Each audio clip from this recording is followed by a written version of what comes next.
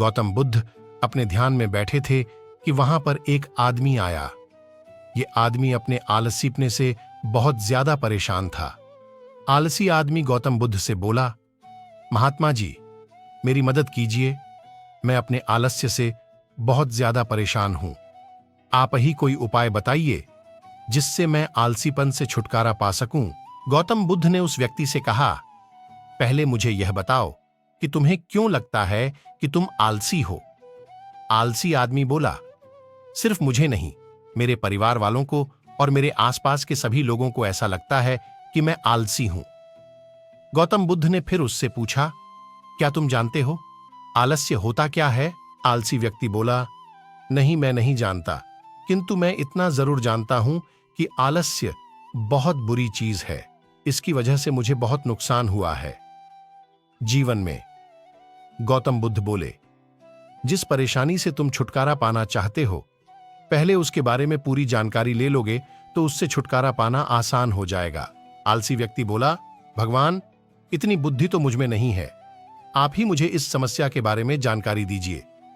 गौतम बुद्ध बोले, आलस्य एक मानसिक अवस्था है, एक विचार है जिसे जाने अनजाने में हम खुद ही जन्म देते हैं।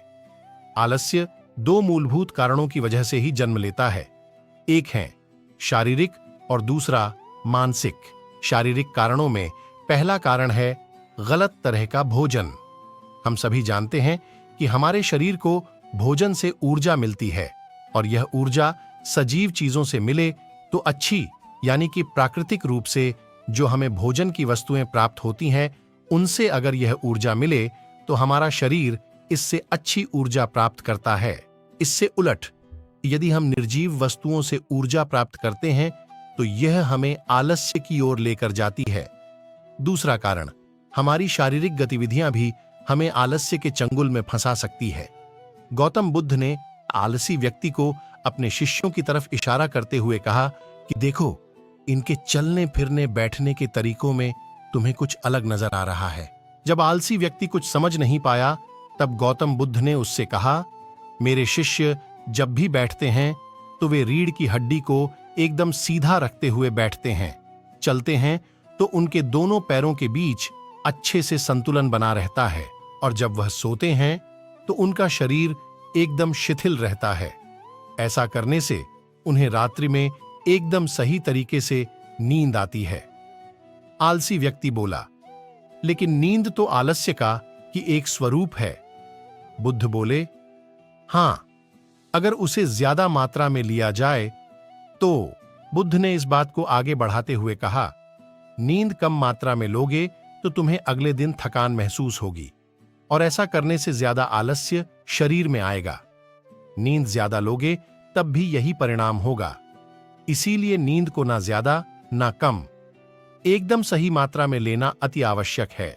आलसी व्यक्ति बोला, हां, यह तो मैंने भी अनुभव किया है।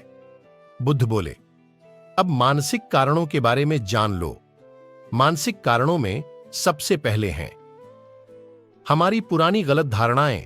अक्सर ऐसा होता है कि हम पहले जिन कामों में असफल हो चुके हैं, हमारे अंदर ऐसी भावनाएं बन जाती हैं कि हम उस काम में हमेशा असफल होते रहेंगे, जिस वजह से हमें उस काम को करने में आलस आता है।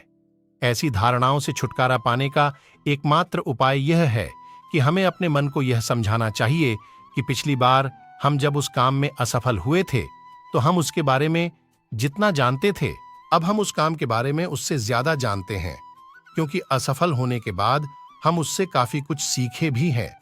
बुद्ध बोले, दूसरा कारण है आलसी और कामचोर लोगों की संगत। कई बार ऐसा होता है कि हम आलसी नहीं होते, मगर जिनके साथ हम रहते हैं हम उन जैसे बनने लगते हैं। इससे छुटकारा पाने का उपाय बहुत सरल है।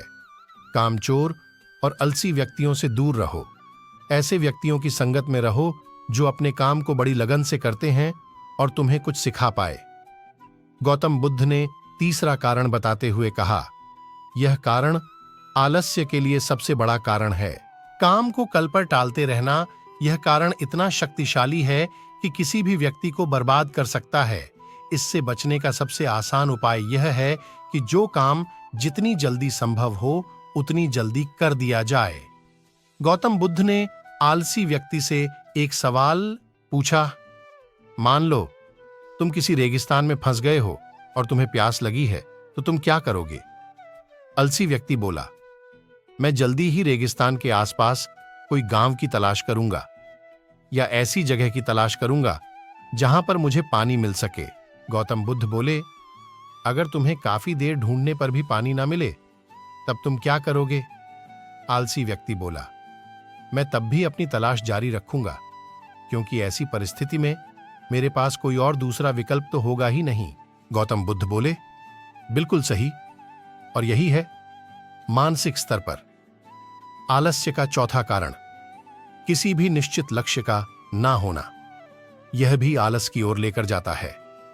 अब सुनो पांचवें कारण के बारे में। गौतम बुद्ध बोले, सोचो कि तुम्हारे पास काफी सारे सोने के दागिने हैं जो तुम्हें एक जगह से दूसरी जगह लेकर जाना है। तुम चलते चलते थक जाते हो और किसी पेड़ के नीचे बैठ जाते हो, और तभी तुम्हें दूर से तुम्हारी तरफ दौड़कर आ रहे डाकू दिखाई देते हैं।